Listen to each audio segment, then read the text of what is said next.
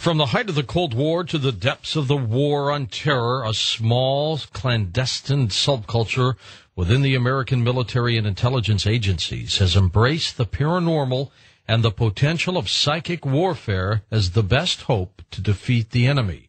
Our military psychological operations soldiers have experimented with weapons right out of a pulp sci-fi novel.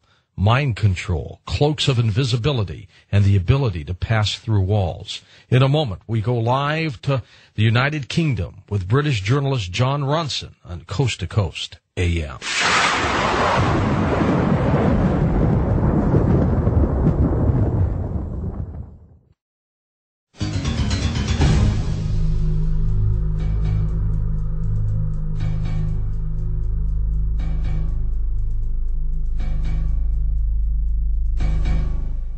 Jon Ronson is a writer and documentary filmmaker. His latest book is The Men Who Stare at Goats. In 1979, a secret unit was established by the most gifted minds within the U.S. Army to define all known accepted military practice and the laws of physics. They believed that a soldier could adopt a cloak of invisibility, pass cleanly through walls, and perhaps most chillingly, kill goats just by staring at them. Entrusted with defending America from all known adversaries, they were the First Earth Battalion, and they really weren't joking. What's more, they're back and fighting the war on terror. With first-hand access to the leading players in the story, Jon Ronson has traced the evolution of these bizarre activities over the past 3 decades, showing how they are alive now within the U.S. Department of Homeland Security and in post-war Iraq. Fascinating story.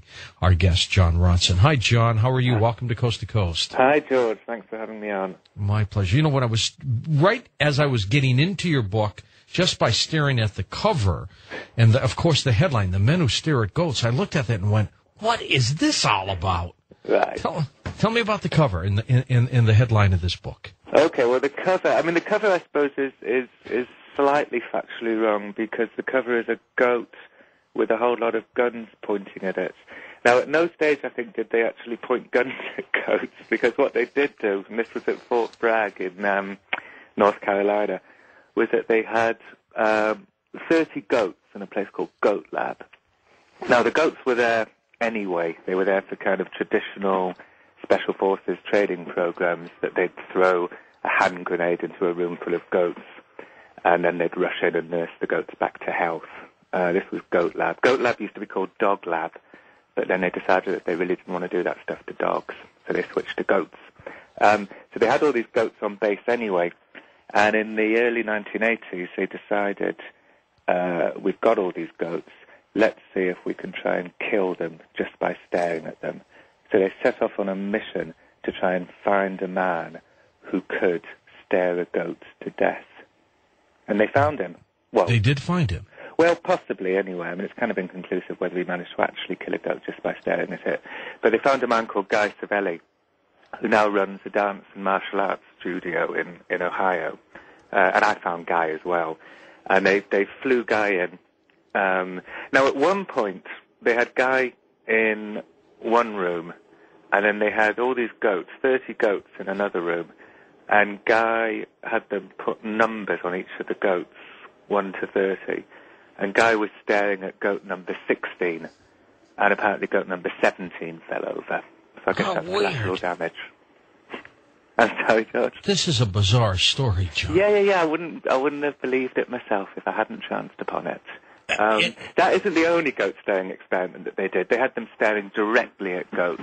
I obviously thought if they were, throwing hand grenades in and operating on them, then maybe the goats were in a kind of shaky medical condition to begin with, and they just fell over because of that.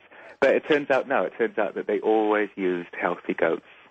So was the plan to create some people who, let's say, could go to some function, and let's say the then Soviet head of the Politburo was there, and you'd sit back and stare at him and hope that he'd keel over and die? Was that what they wanted to do?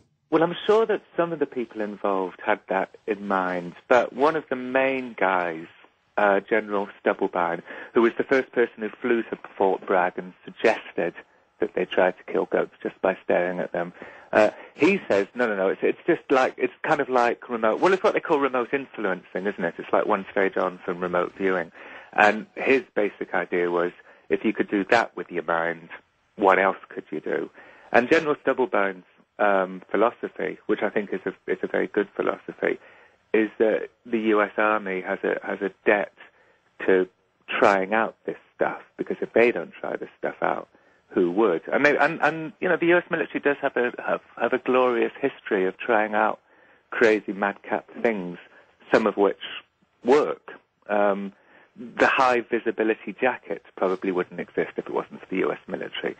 So so it came from a honourable place, and also a good-hearted place. This all sprung from the post-Vietnam funk.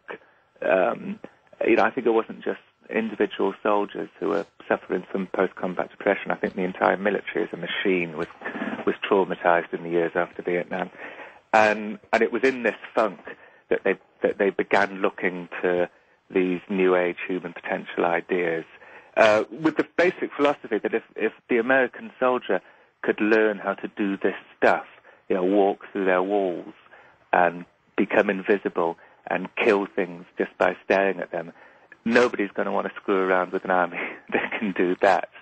And so that's why they tried. A superpower needs superpowers. Yeah, so that's why they tried to do all this stuff. That's how it all began. How successful were they in trying to walk through walls or to become invisible, for crying out loud? I think walking through walls was really unsuccessful. General Stubblebine spent some time as commander of military intelligence in the early 1980s. He had 16,000 soldiers under his command and an office in Arlington, Virginia. And he spent quite a lot of time, standing up from behind his desk, thinking to himself, what is the atom mostly made up of? Space. What am I mostly made up of? Atoms.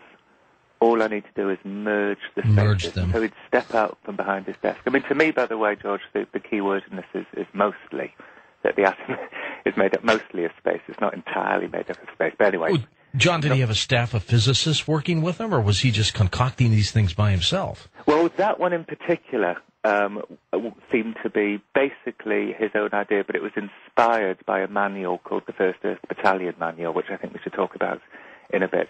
No, he was a kind of lone in the wall walking. In his wall walking, he was kind of a lone wolf.